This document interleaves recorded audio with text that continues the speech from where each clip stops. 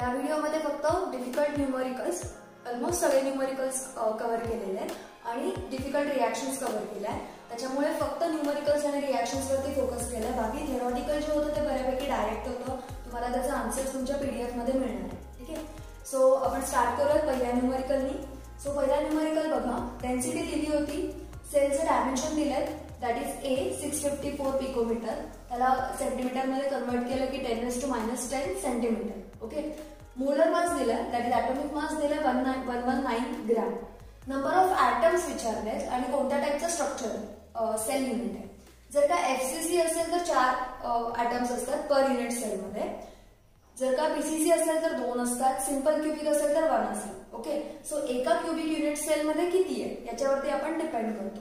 Density दिली आणि ए दिलाय. ए म्हणजे व्हॉल्यूम दिलेला आहे. ए क्यूब केला तर व्हॉल्यूम मिळेल. So density into a cube म्हणजे weight of the unit cell मिळेल तुम्हाला.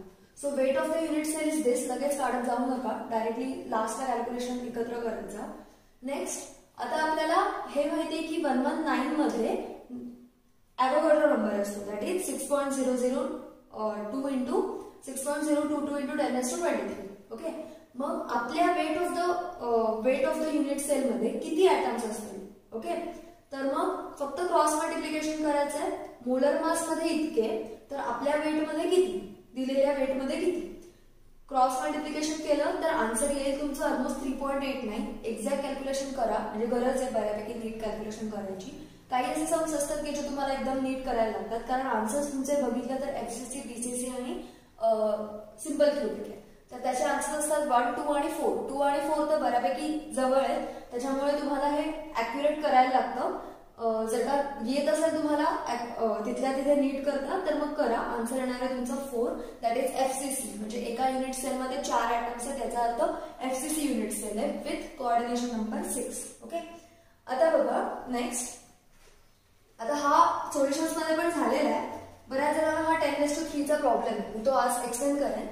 5% ऑफ केन शुगर दिलं, म्हणजे weight by weight solution, volume weight by weight आपण कॉन्सन्ट्रेशन घेतोय.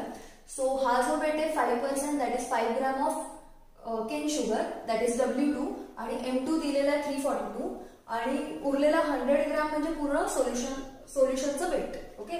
आता वॉटरचंच वेट आहे, म्हणजे वॉटरचाच व्हॉल्यूम आहे, जो की केन शुगर घातल्यानंतर सुद्धा नो व्हॉल्यूम चेंज या बेसिसवरती आपण कन्सिडर केला, because solid is dissolved in liquid. Temperature दिलं 150 डिग्री सेल्सिअस, कन्वर्ट करा त्याला केल्विन मध्ये. So 423 kelvin. ऑस्मोटिक प्रेशर विचारलाय, pi is equal to CRT. C म्हणजे N2/V. So W2/M2 into V. V is volume of solution in litre. R 0.082 into temperature. Okay. आता हे जे volume आहे, हे व्हॉल्यूम जर का तुम्ही डायरेक्ट वॉटरच्या ह्याच्यासोबत कन्सिडर केलं तर 100 ग्रॅम म्हणजेच 100 सेंटीमीटर क्यूब. बरोबर. सो 100 ग्रॅम म्हणजे सगळं दिलेलं आहे. W2 दिलेला आहे, M2 दिलेला आहे, R माहिती आपल्याला, T 423 केल्विन दिलेला आहे. व्हॉल्यूम फक्त दिला नव्हता, तो 100 ग्रॅम ऑफ द सोल्युशन आहे, म्हणजेच 100 क्युबिक सेंटीमीटर. वॉटरची डेन्सिटी आपण पकडली आहे. सो 100 क्युबिक सेंटीमीटर आलाय. हे क्युबिक सेंटीमीटरला जर का तुम्हाला DM क्यूब मध्ये कन्वर्ट करायचं असेल और लिटर मध्ये कन्वर्ट करायचं असेल तर इथे आपण 10⁻³ ने मल्टिप्लाय करू, right. Because 1 cubic centimetre is equal to 10⁻³ DM cube, और यू कॅन से लिटर. ठीक आहे. सो 10⁻³ ने मल्टिप्लाय केलं की तो वरती होणार आहे 10⁻³. ओके. म्हणून हा 10⁻³ चा फॅक्टर आलाय. लास्ट सोल्युशन्स मध्ये पण खूप जणांना डाऊट आले होते, क्लिअर करून घ्या. याचा आन्सर काढा. याचा आन्सर काय येणार आहे बघा. ऑलमोस्ट हा इकडे कट होईल. ओके. हा 100 झाला आणि हा इकडे 10⁻1 झाला. सो आन्सर इकडे 0.08 जर का तुम्ही कन्वर्ट केलं तर 0.8 इंटू 423 डिवायडेड बाय 342. आता 0.8 इंटू 423 म्हणजे 8 3 32 समथिंग, बट 0.423 आहे. सो तुम्ही याला 34च कन्सिडर करा. सो 34/34 समथिंग येत आहे. सो आन्सर तुमचं 5 ॲटमॉस्फिअर आलं पाहिजे. Okay. So correct answer is 5 atmosphere. Next, हे कॅन्सल होतं ऑलमोस्ट. हे असं रॅन्डम, कारण आपल्या ऑप्शन्स मध्ये खूप सारे डिफरन्स आहेत. सो 5 ॲटमॉस्फिअर घेतलं म्हणजे डायरेक्ट कॅन्सल करून आन्सर 5 ॲटमॉस्फिअर आला तरी चालेल. Next question. ओके. हा क्वेश्चन ऍक्च्युअल सीईटी बेस्ड होता. सीईटी मध्ये असे क्वेश्चन्स खूप विचारले जातात जे तुम्हाला वाटतात की हे कसं केलंय काय केलंय, कारण बोर्डमध्ये तुम्हाला एक्झॅक्टली असे क्वेश्चन्स नाही. ठीक आहे. सो फ्रीजिंग पॉईंट दिला होता डेल्टा टीएफ -0.18 म्हणजेच डेल्टा टीएफ दिलाय 0.18. आता हा कधी होता, हा मोलॅरिटीला कॉन्स्टंट आहे, मोलॅरिटीला डिपेंडेंट आहे. फॉर्म्युला काय असतो, delta TF is equal to KF into M. आता आपलं सॉल्व्हंट तोच राहिलेला आहे, फक्त आपली मोलॅरिटी बदलणार आहे because of number of solute. म्हणजे आधी आपलं होतं 0.01 ऑफ आय गेस सुक्रोज का कुठल्या तरी दुसऱ्या सोल्यूटचं होतं, आणि आता दुसरा कुठला तरी सोल्यूट ऍड केलाय ऑफ 0.022. म्हणजे पहिल्यांदा हा होता आणि नंतर ऍड केलाय 0.002. याचा अर्थ काय की आता आपल्याला आधी होते एका लिटर मध्ये मोलॅरिटी एक्झॅक्टली काय असते बघा, 0.01 अपॉन 1. आता हे ऍक्च्युली आपल्याला दिलं होतं मोलॅरिटी. मोलॅरिटी म्हणजे काय, N2 अपॉन V. आता जसं मी तुम्हाला सांगितलं की समजा जर का N2 अपॉन V 1 लिटर म्हणजे किती कशामध्ये जाणार आहे, तो केजी मध्ये जाणार आहे, लिटरला करस्पॉन्डिंग केजी मध्ये असणार आहे. सो 0.01 N2 आणि व्हॉल्यूम आणि वेट ऑफ द सॉल्व्हंट आपण जर का चेंज नाही केलं, असं समजून की पूर्णपणे सोल्यूट त्याच्यामध्ये डिझॉल्व्ह झालेला आहे without changing the volume, then आपल्याला directly molarity will convert into molarity. Okay, approximately. हे एक्झॅक्ट नसणार आहे, ऑब्व्हियस आहे, हे एक्झॅक्ट करायला गेलं तर चुकेल. सो अप्रॉक्सिमेटली मोलॅरिटी पण येणार आहे 0.01, फरक नसणार आहे. याचा अर्थ काय, मोलॅरिटीचा मिनिंग काय की 0.01 नंबर ऑफ सोल्यूट म्हणजे इतके number of solutes dissolved in 1 kg of solvent, that is 1 kg of water. Okay, so आता आपल्याकडे नंबर ऑफ सोल्यूट किती आहे 0.01 आणि वेट ऑफ द सॉल्व्हंट किती आहे 1 kg. आता त्यांनी 0.002 मोलर घेतले. Same with that 0.002 number of solutes dissolved in 1 litre. म्हणजे टोटल नंबर ऑफ सॉल्व्हंट किती झाले, 1 kg of solvent if we consider molarity. So 1 kg plus 1 kg म्हणजे हे किती झाले आता टोटल 2 kg. जर का वेट ऑफ द सॉल्व्हंट बघितलं तर 2 kg आणि त्याच्यामध्ये नंबर ऑफ सोल्यूट्स किती आहेत तर 0.01 प्लस 0.02 म्हणजे कळतं तुम्हाला याचा 1 kg आणि याचा 1 kg असं म्हणून 2 kg आणि नंबर ऑफ सोल्यूट जर का ऍड झाले तर तुमचा आन्सर काय येणार आहे 0.012 म्हणजे 0.012 डिवायडेड बाय 2 म्हणजे आन्सर येणार आहे 0.006. कळतं. सो 0.006 साठी डेल्टा टीएफ किती, हे असं तुम्हाला आन्सर विचारलेलं आहे. याचा आन्सर तुम्ही डायरेक्टली काढू शकता. ठीक आहे. या टाइपचे सम्स तुम्हाला मोस्टली विचारले जातात, त्याच्यामुळे बी अवेअर की मी काय यूज करताय किंवा कसं करताय. ठीक आहे. सो आन्सर काय बघा 0.18 into 0.006 divided by 0.01. So 8 6 are 48, 4 गेले 6 6 1 are 108. सो आन्सर आहे तुमचा 0.108. नेक्स्ट क्वेश्चन इझी होता, फक्त एकच छोटा तुम्हाला म्हणता येईल की जिथे तुम्ही चुकू शकता.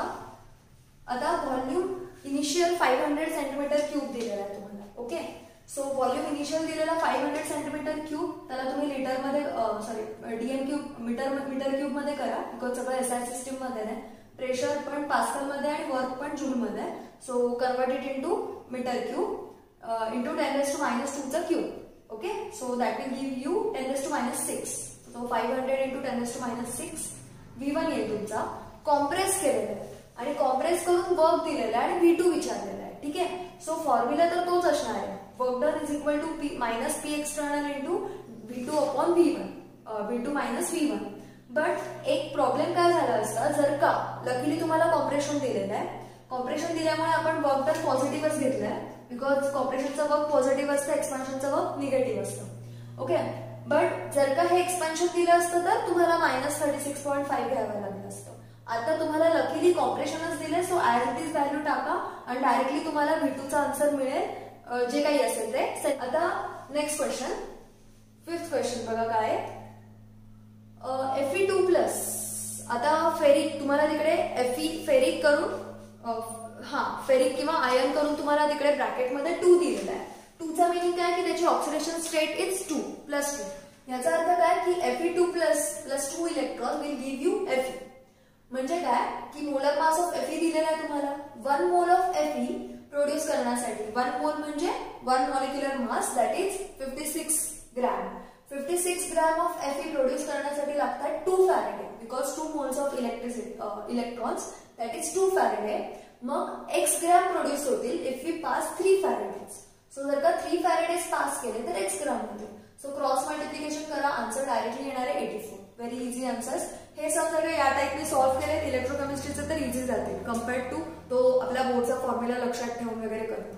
फक्त एवढंच बघायचं की 1 मोल किती 1 मोल ऑफ Fe किती मोल्स ऑफ इलेक्ट्रॉनला पास तयार होतात. सो 1 मोल ऑफ Fe म्हणजे स्मॉल मॉलिक्युलर मास आणि इथे जर का तुम्हाला फॅरेडे लिहायचं आहे 2 मोल्स ऑफ इलेक्ट्रिसिटी म्हणून 2 फॅरेडे लिहिलं. जर का तसं नसेल लिहायचं तर 2 into 96500 फॉर अदर न्यूमरिकल्स म्हणते मी. ज्यावेळेस तुम्हाला चार्ज वगैरे दिला असतो इन केस ऑफ आय दिलेला आहे, टेम्परेचर दिलेला आहे, तर त्या केसमध्ये तुम्ही डायरेक्टली 2 फॅरेडेच्या ऐवजी इथे तर तेच येणार आहे 2 into 96500. 3 फॅरेडे इथे आपल्याला डायरेक्टली दिलेला. इथे जर का आय आणि टी दिलेला असेल करंट आणि टाइम तर याच्यामध्ये तुम्ही मल्टिप्लाय करून नंबर ऑफ मोल्स और number of grams of substance produced at cathode मिळून जाईल तुम्हाला. ओके. So next question. हा इकडे नेक्स्ट क्वेश्चन तुम्हाला विचारलं होतं 6 मोल्स ऑफ ऑक्टेन जर का आपण बर्न केलं तर एन्थॅल्पी ऑफ द रिएक्शन काय असणार आहे, हीट ऑफ द रिएक्शन काय असणार आहे. ओके. ऑब्वियस आहे एक्झोथर्मिक रिएक्शन असणार आहे. सो निगेटिव्ह साइन येणारच आहे आन्सर मध्ये. आता ऑक्टेन बर्न केलं तर कुठलाही हायड्रोकार्बन बर्न केला की CO2 आणि H2 बाहेर निघतो. सो तुम्ही फक्त आधी ऑक्टेन लिहा, त्याच्यामध्ये O2 आधी विचार नका करू किती काय.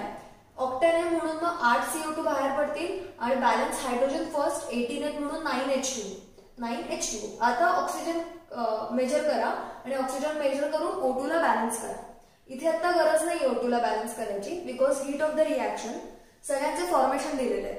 हा O2 इज प्युअर मानला जातो, एअर मध्ये आपल्याला डायरेक्टली मिळतो म्हणून त्याचे formation heat of the formation 0 असते. बाकी सगळ्यांची हीट ऑफ द फॉर्मेशन आहे त्यांनी प्रोव्हाइड केलेली आहे. सो तुमचा आन्सर काय येईल, product minus reactant. Always remember product minus reactant for heat of the reaction by formation एनर्जीने जर का तुम्ही काढत असाल तर, बॉन्ड एन्थॅल्पीने काढत असाल तर reactant minus product. So answer असणार आहे आपलं product minus reactant. Formula product काय 8 into CO2. So 8 into CO2 ची फॉर्मेशन एनर्जी म्हणजे delta HF of CO2 plus 9 into delta HF of water minus octane. Reactor मध्ये फक्त ऑक्टेन येणार आहे, O2चा नाही येणार. O2चा आपण 0 कन्सिडर केलेला आहे. सो ऑक्टेनचा डेल्टा HF. सो सगळ्यांचे डेल्टा HF ची व्हॅल्यू सबस्टिट्यूट करा, याला 8 ने मल्टिप्लाय करा, ऍड करा 9 मध्ये, त्यातून मायनस ऑक्टेनचा मायनस करा आणि हे सगळं झाल्यानंतर 6 मोल्स घेतलेले आहेत म्हणजे सगळं 6 टाइम्स अजून हीट बाहेर पडणार आहे. सो जे काही याचा आन्सर येईल त्याला 6 ने मल्टिप्लाय करा. त्याचा आन्सर येतं 37.4 kilojoule is correct answer. Okay. Next question. आता बघा हा क्वेश्चन खूप महत्वाचा आहे कारण सगळेजण खूप कॉमन मिस्टेक करतात. फर्स्ट ऑफ ऑल तुम्हाला 45 मिनिट्स दिले होता टी हाफ. त्याने सांगितलं होतं की half of the reaction is completed in this 45 minutes. 45 मिनिट्सला तुम्ही 3/4 आर लिहू शकता. 45 कम्पेअर्ड 3/4 लिहिणं इझी म्हणून 3/4 ऑफ आर. के दिलेला आहे तुम्हाला, सॉरी के तुम्हाला डायरेक्टली काढता येईल त्याच्यावरून. कसं येईल 0.693 डिवायडेड बाय 3/4. आता मी त्याचाच ठेवलेला आहे. तुम्हाला विचारलंय वेन म्हणजे टाइम विचारलाय तुम्हाला Wien 99.9% of reaction is completed. जर का 99.9 रिएक्टंट संपून गेलेला आहे तर उरला किती 0.1. सो फॉर्म्युला काय 2.303 divided by K into log A0 upon 80. A0 जर का 100 घेतला तर 80 किती राहिलेला आहे आपला 0.1 कारण 99.9 संपून गेलेला आहे, पर्सेंट संपून गेला. याचा अर्थ उरलाय किती 0.01. सो आणि A0 किती होता इनिशियल 100. सो हे जर का कन्सिडर केलं तर डायरेक्टली येतं 10⁻³ 10⁻³ म्हणजेच 3 येणार फक्त.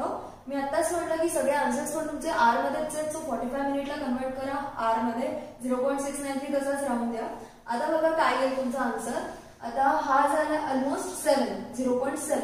सो 7 3 जार येऊ शकतो. हा 7 3 जार येऊ शकतो. 3 पॉइंट समथिंग येईल बट 7 3 जार येऊ शकतो. 3 3 जार 9, 9 3 जार 27, 27 डिवायडेड बाय 4, 27 पॉइंट समथिंग काहीतरी जास्त असणार आहे. 7 4 जार 28. सो 7 च्या आसपास यायला पाहिजे. सो 7 च्या आसपास ऑप्शन एकच होता 7.5. 4 7 जार 28 ऑब्वियस हा 27 पॉइंट समथिंग जास्त असणार आहे because here it is 3 point something. त्याच्यामुळे हा 27 पॉइंट पेक्षा जास्तच असणार आहे. दॅट इज 28 और something more than that. So answer असणार आहे तुमचं 7.5. ओके, हे तुम्हाला जर का कळले असतील तर तुम्हाला न्यूमेरिकल्स इझी वाटतील कारण याच्यामध्ये फक्त एक 2-3 ट्रिकी होत आहे. आणि अजून एक गोष्ट, आपल्याला याचा आन्सर्स बहुतेक आन्सर शीट मध्ये चुकीचं दिलेलं आहे. 0.216 दिलंय डेल्टा TF फिजिक पॉइंटचं. ठीक आहे, सो हे नोट डाऊन करा की हे आन्सर तुम्हाला मे बी रॉंग मिळालं असेल. आन्सर शीट्स मध्ये रॉंग चेक करून घ्या. या पार्ट मध्ये रिॲक्शन्स जास्त नव्हत्या, म्हणजे ज्या होत्या त्या पण खूप इझी होत्या. तर बघूयात आपण रिॲक्शन्स. 5-6 रिॲक्शन्स मी पिक केल्या ज्या मला वाटल्या की अवघड वाटू शकतात तुम्हाला त्यातल्या. ठीक आहे, बाकी या पेपरमध्ये तर रिॲक्शन्स खूप इझी होत्या. सो बघा, फर्स्ट होती RCH2OH कन्वर्ट टू RCH2CH2COH. म्हणजे कार्बोक्सिलिक ऍसिड झालाय बट एक कार्बन ऍटम एक्स्ट्रा आहे. सो एक कार्बन ऍटम नेहमी कार्बोक्सिलिक ऍसिड मध्ये कोणत्या कोणत्या वेने येऊ शकतो. First way KCl.